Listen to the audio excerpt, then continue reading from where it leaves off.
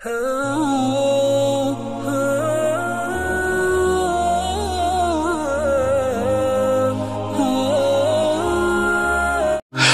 वालेकुम दोस्तों, कैसे हो? उम्मीद है कि सब खैरियत से होंगे। अल्लाह आप लोगों को ऐसे ही खुश रखे। सरकार दो आलम सल्लल्लाहु अलैहि वसल्लम की पूरी जिंदगी पर बनने वाली वीडियो सीरीज जिसका नाम मोहम्मद सबके लिए है सल्लल्लाहु अलैहि वसल्लम, ये उसका 27वां हिस्सा यानी पार्ट 27 है। थोड़ा हम रिकैप कर लेते हैं कि हमने 26वें हिस्से में क्या सुना, लेकिन उससे पहले एक ज़रूरी बात मैं आपको बता दूं कि कल इतवार यानी संडे को हमारा कोई वीडियो नहीं आएगा, इसलिए आप कल इंतज़ार न करें। इंशाअल्लाह पीर को यानी मंडे को इसका 28वां हिस्सा आपके सामने हाजिर होगा। ठीक है, तो 26वें हिस्से में हमने सुना कि कैसी कैसी चालें मक्का वाले चल रहे थे। वो दिन रात यही सोचने लगे थे कि इस्लाम की आंधी को कैसे रोका जाए। उन्होंने हज से पहले प्लानिंग की, प्रोपेगेंडा तैयार किया, लोगों को मिल मिलकर समझाया, लेकिन बात नहीं बनी। फिर हजरत हमजा ने इस्लाम को कबूल किया रजी अल्लाह तआला अन्हु। फिर हजरत उमर रजी अल्लाह तआला अन्हु जैसे बहादुर, जो कि ईमान वालों को सताने में उन्होंने कभी कमी नहीं की, वो भी एक दिन हुजूर के कत्ल के इरादे से चले, नाउजुबिल्लाह। रास्ते में हजरत साद से मुलाकात हुई। हजरत साद ने बताया कि उमर पहले अपने घर की खबर लो, इस्लाम तुम्हारे घर में पहुंच गया है, तुम्हारी बहन ने इस्लाम कबूल कर लिया है। ये सुनकर तैश में आ गए। वो सीधे घर पहुंचे, बहन और बहनवई को खूब मारा पीटा, लेकिन ईमान के सामने हार बैठे। कलाम पाक को सुना, अल्लाह ने दिल के अंधेरी दुनिया में ईमान का चिराग रोशन किया। कलाम पाक सुनकर रोने लगे और इस्लाम को कबूल किया। चलिए अब आगे सुनते हैं। ईमान कबूल करने के बाद हजरत उमर रजी अल्लाह तआला अन्हु हुजूर पाक सल्लल्लाहु अलैहि वसल्लम के पास दारे अरकम के दरवाजे पर पहुंचकर हजरत उमर ने खुद दस्तक दी। सहाबा इकराम जो अंदर मौजूद थे, उन्होंने हजरत उमर रजी अल्लाह तआला के हाथ में नंगी तलवार देखकर दरवाजा खोलने में तामुल किया, यानी आगे पीछे हुए कि दरवाजा खोले या नहीं। और हुजूर पाक सल्लल्लाहु अलैहि वसल्लम से अर्ज किया कि हुजूर उमर नंगी तलवार लेकर बाहर दरवाजे पर खड़ा है, क्या करें? हुजूर ने इत्मीनान से फरमाया कि दरवाजा खोल दो, उसे आने दो। हजरत हमजा रजी अल्लाह तआला भी वहां पर मौजूद थे। उन्होंने भी कहा कि आने दो, अगर उमर का इरादा नेक है तो खैर, वरना उसी की तलवार से उसका सर उड़ा दिया जाएगा। चुनांचे दरवाजा खोला गया। हजरत उमर रज़ी अल्लाह तआला अंदर दाखिल हुए।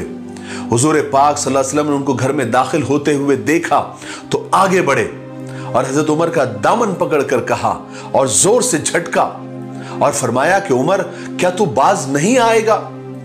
हजरत उमर ने जवाब दिया, या रसूल अल्लाह, मैं ईमान लाने के लिए हाजिर हुआ हूं। हुजूर पाक सल्लल्लाहु अलैहि वसल्लम ने ये सुनते ही खुशी और मसरत से नाराए तकबीर बुलंद किया, बुलंद आवाज में अल्लाहु अकबर कहा। और जो साथ में तमाम सहाबा जो उस वक्त दारे अरकम में मौजूद थे, सब ने जोर से इस कदर अल्लाहु अकबर कहा कि मक्का की पहाड़ियां गूंज गई।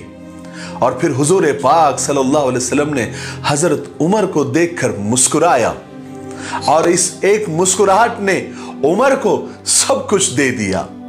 हिदायत, सादत, बरकत, कामयाबी सब कुछ हजरत उमर को मिल गई। जो हुजूर को कत्ल करने चले थे, आज हुजूर के गुलाम बन गए।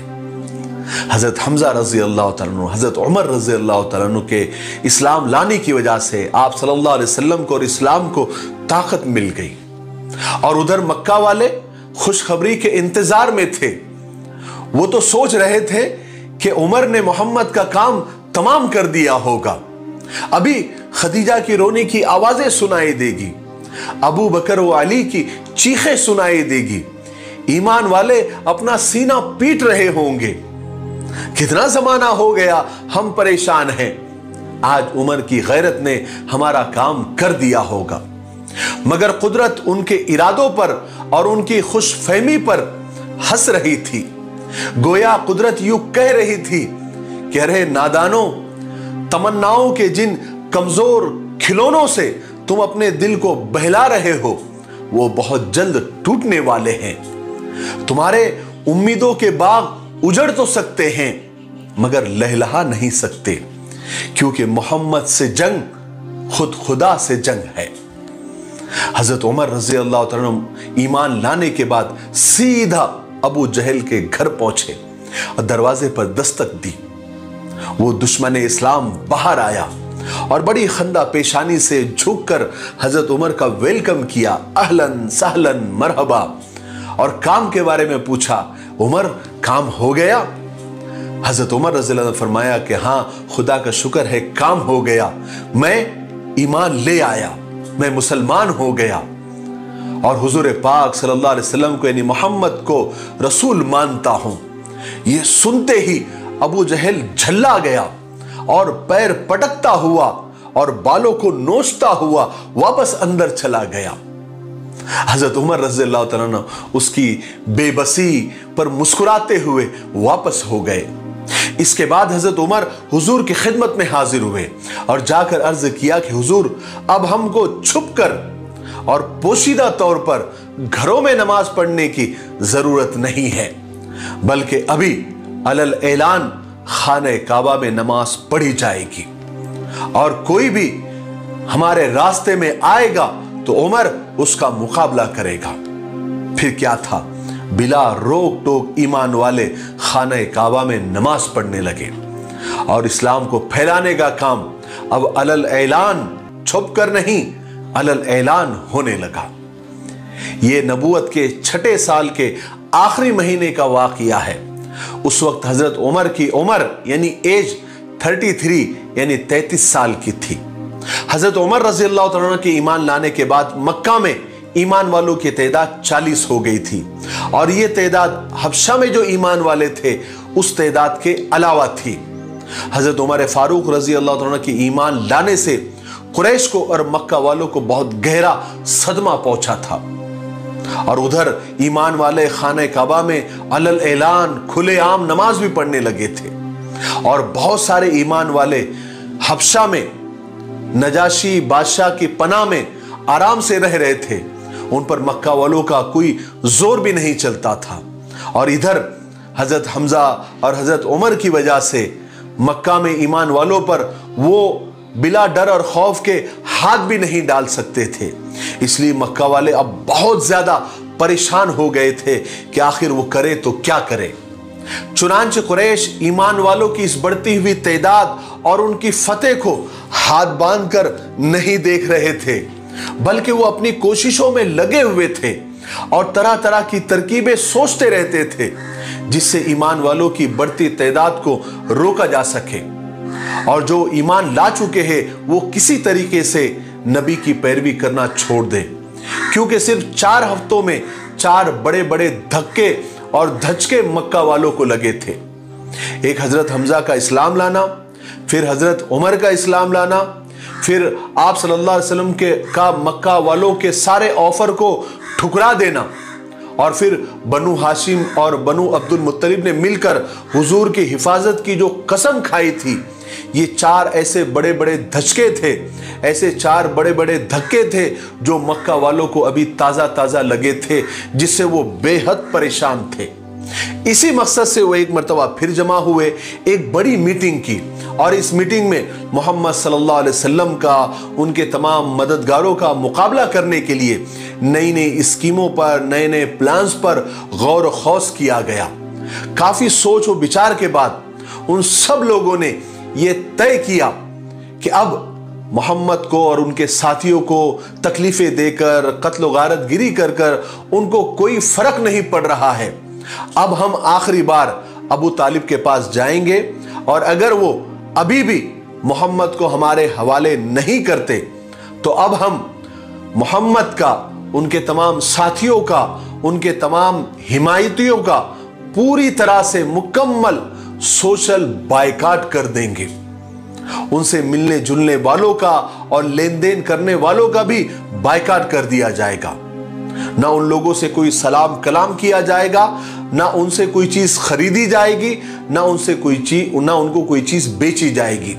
गर्ज के उनके और हमारे दरमियान किसी किस्म का कोई ताल्लुक नहीं होगा, ना कोई वास्ता होगा, ना कोई मतलब होगा। बिल्कुल उनको हमारे समाज से बिल्कुल अलग थलग कर दिया जाएगा।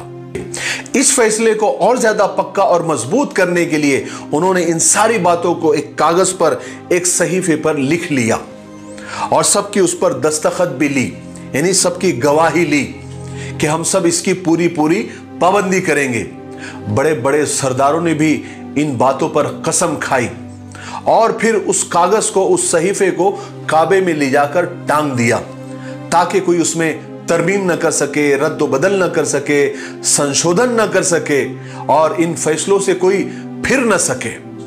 उसके बाद कुरैश की एक जमात बनु अब्दुल मुत्तलिब और अबू तालिब और जितने भी आप सल्लल्लाहु अलैहि वसल्लम के हिमायती थे, जो आपके मददगार थे, जो आपका ताउन करते थे, मुआविन थे, उनके पास गई और उनसे कहा कि देखो, आपके सामने दो रास्ते हैं, दो सूरतें हैं, दो शक्लें हैं, आप उनमें से कोई एक कबूल कर लीजिए। पहली सूरत तो यह है कि आप मोहम्मद को हमारे हवाले कर दीजिए ताकि हम उसको कत्ल कर दें, नाउज़ुबिल्लाह। इस तरह आपको भी आराम हो जाएगा और इसके बदले में हम आपको बहुत सारा तावान देंगे, यानी बहुत सारा रुपया पैसा आपको देंगे। वरना दूसरी सूरत यह है कि अगर आप लोग नहीं माने तो पूरे मक्का वाले आप सब लोगों का बायकाट कर देंगे, कता ताल्लुक कर देंगे। हम आपसे ना कोई बात करेगा, ना आपको कोई सामान बेचेगा, ना आपसे कोई सामान खरीदेगा और इस तरह आप सब लोग भूखे मारे जाएंगे। अब बताओ आपकी क्या राय है?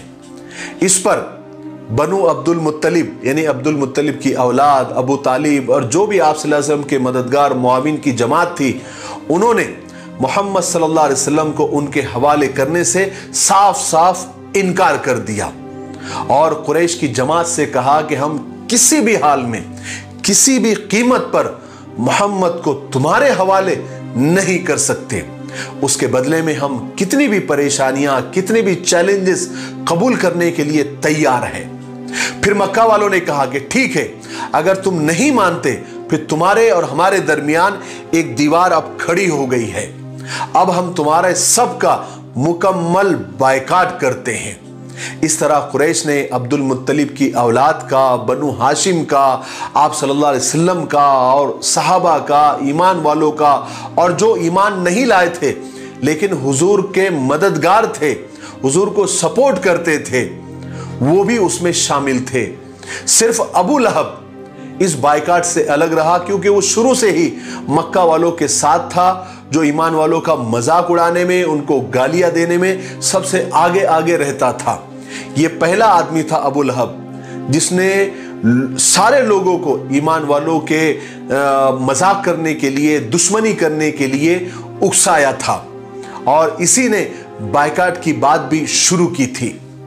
इस तरह बनु हाशिम और ईमान वाले और हुजूर पाक सल्लल्लाहु अलैहि वसल्लम और सहाबा सारे मक्का वालों से कटकर एक घाटी में कैद होकर रह गए जो शेब अबी तालिब के नाम से मशहूर है। मक्का वाले कोई भी इन लोगों से यानी सहाबा से, हुजूर से और हुजूर की हिमायतियों से कोई मामला नहीं करता था, ना कोई राशन उन तक पहुंचने देता था, ना कोई चीज उनसे खरीदता था, ना उनको कोई चीज बेचता था, सिवाय 4 मोहतरम महीनों के जिनमें अरब हर किस्म की लड़ाई झगड़ा रोक देते थे। इन्हीं 4 महीनों के अंदर ईमान वाले और सहाबा उस कैद से बाहर निकल सकते थे और हाजी लोग इन्हीं मोहतरम महीनों में मक्का में आकर जमा होते थे। वो मोहतरम 4 महीने कौन से थे? मैंने पहले वीडियो में भी आप लोगों को बताया था। ज़िक़ादा, ज़िलहज्जा, मुहर्रम और रजब के वो महीने थे। मक्का के करीब ताजिर अपनी दुकान लगाते थे, बाजार लगाते थे। हुजूर पाक सल्लल्लाहु अलैहि वसल्लम इन्हीं 4 महीनों में भी उनके पास जाते थे, उन्हें अल्लाह के दीन की तरफ बुलाते थे, उन्हें जन्नत की खुशखबरी देते थे, जहन्नम से डराते थे और कहते थे कि अल्लाह को एक मान लो, मैं खुदा का पैगंबर हूँ और आखिरत की एक ज़िंदगी है जो मरने के बाद आने वाली है। आप सल्लल्लाहु अलैहि वसल्लम इन हालात में भी आपने दीन का काम नहीं छोड़ा। आप मुसलसल दीन का काम और लोगों को अल्लाह की तरफ बुलाने का काम किया करते थे। इस कैद बंद और बायकाट की वजह से ईमान वालों को बड़ी बड़ी तकलीफें उठानी पड़ी। जितना गल्ला, जितना राशन वो साथ लेकर गए थे, वो जल्दी ही खत्म हो गया। भूख और प्यास जब हद से बढ़ जाती तो ये लोग कीकर के पत्ते खाकर वक्त गुजारते। सहाबा के बच्चे भूख से बिलबिलाते, तड़पते, यहां तक कि उनकी आवाज घाटी के बाहर भी सुनाई देती। और ये संगदिल मक्का वाले, ये पत्थर दिल मक्का वाले बच्चों की बिलबिलाहटों को सुनकर खुश होते थे, कहे लगाते थे, हंसते थे। जब भी मक्का में कोई गल्ला या खाने पीने की चीज कोई बेचने आता, कोई ताजिर वो चीजें लेकर आता, तो मक्का वाले लपक कर वो चीजें खरीद लेते ताकि ये गल्ला, ये राशन घाटी तक ना पहुंच सके। मगर सब लोग ऐसे नहीं थे, उनमें भी बहुत सारे रहमदिल लोग भी थे जो इस जुल्म को पसंद नहीं करते थे। वो लोग ऐसे हंसने वालों को बुरा भला कहते थे, उन्हें डराते थे कि तुमने मंसूर बिन इकरमा का हाल अपनी आंखों से नहीं देखा। ये मंसूर बिन इकरमा वो कुरैश का वो आदमी है जिसने ये बायकाट वाला मुआहिदा, ये एग्रीमेंट अपने हाथ से लिखा था। फिर अल्लाह की कुदरत देखिए कि उसका वो हाथ जिससे उसने वो एग्रीमेंट लिखा था, उसे पैरालिसिस का अटैक आया, यानी उसका हाथ शल हो गया और फिर जिंदगी भर अच्छा नहीं हुआ। इस घाटी की कैद में जो ईमान वालों ने मुसीबतें उठाई, उसका अंदाजा आपको इससे हो सकता है कि हुजूर पाक सल्लल्लाहु अलैहि वसल्लम के एक सहाबी हजरत साद बिन अबी वक्कास एक मर्तबा रात के अंधेरे में कहीं जा रहे थे। उनका पैर किसी गीली चीज पर पड़ा। वो इस कदर भूखे थे कि उन्होंने फौरन उसे उठाया और बगैर देखे उसको निगल लिया। हजरत साद बिन अबी वक्कास का ही दूसरा वाकया है कि एक मर्तबा वो रात के वक्त पेशाब के लिए निकले तो रास्ते में ऊंट की खाल का एक सूखा टुकड़ा, यानी चमड़े का एक टुकड़ा उनको मिल गया। उन्होंने जल्दी से उसे धोकर आग पर जलाया, उसको कूटकर उसका आटा, उसका सुफूफ बनाया, फिर पानी के साथ उसको पी लिया। ऐसी कई रातें सहाबा ने गुजारी। बायकाट की मुद्दत बढ़ती चली जा रही थी, लेकिन बनु हाशिम, बनु अब्दुल मुत्तलिब, हुजूर पाक सल्लल्लाहु अलैहि वसल्लम और सहाबा निहायत हिम्मत के साथ इस मुसीबत का मुकाबला करते रहे। उन्होंने इस हालत में भी, इस मुसीबत में भी, इस भूख और प्यास की शदीद हालत में भी आप सल्लल्लाहु अलैहि वसल्लम की तरफ से कोई गफलत नहीं बरती और ना आपको कुरैश के हवाले करने पर वो तैयार हुए। आप सल्लल्लाहु अलैहि वसल्लम के चहीते चचा अबू तालिब आप सल्लल्लाहु अलैहि वसल्लम का पूरा ख्याल रखते, आपके बराबर में लेटते ताकि आपकी हिफाजत कर सके। अगर चचा अबू तालिब को कहीं काम पर जाना भी होता या कहीं किसी और मकसद से बाहर निकलते या हुजूर से अलग होते तो अपनी औलाद में से किसी को उनके पास छोड़कर जाते ताकि उनकी जगह वो आप सल्लल्लाहु अलैहि वसल्लम की हिफाजत कर सके। जिनका बायकाट किया गया था, यानी बनु हाशिम, बनु अब्दुल मुत्तलिब, आप सल्लल्लाहु अलैहि वसल्लम और सहाबा, इनके जो रिश्तेदार थे वो थोड़ी थोड़ी इनके साथ हमदर्दी किया करते थे और छुप छुप कर उनके पास खाना पहुंचा दिया करते थे।